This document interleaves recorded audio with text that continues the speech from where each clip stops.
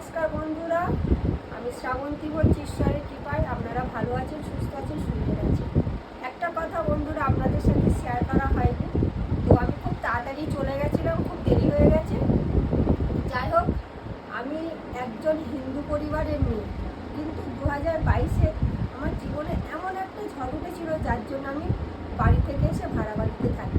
সেই দিন আমার পাশে কেউ ছিল না, আমার জীবন একরকম দুর্বিষহ হয়ে উঠেছিল, বা আমি অনেক খারাপ সিদ্ধান্ত নিতে গেছিলাম।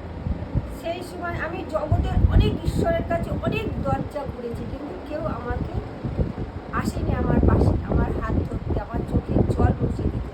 সেই সময় আমি একজনের কাছে প্রভুর কথা শুনে আমি প্রভু যিশুর কাছে গেলাম।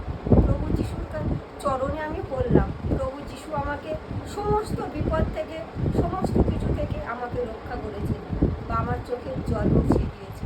তিনিই আমার ত্রাণকর্তা, পরিত্রাতা। আমি প্রভু যিশুকেই আমার ঈশ্বর বলে স্বীকার করেছি। তাই বলছি বন্ধুরা, আপনাদের যদি হৃদয় ভেঙে গিয়ে থাকে, বা আপনারা দুঃখ কষ্ট যন্ত্রণার মধ্যে যদি থাকে, তো আমাকে বিশ্বাস করুন, আমি হাত জোর করে বলছি, আপনারা একবার প্রভু যিশুর কাছে আসেন। কারণ প্রভু যিশু দু হাত বাড়িয়ে আপনাদেরকে ডাকছে। কারণ যিশু বাবা চায় না একটা আত্ম বিনষ্ট হোক। তাই আমি যত দিন বেঁচে থাকবো, আমি যিশু বাবার চরণ সেবা করবো। তাই আমি প্রত্যেক রবিবার আমি বিকেল 5:30টার সময় কলকাতায় দিলীপ জানা পাস্টারের কাছে যাই।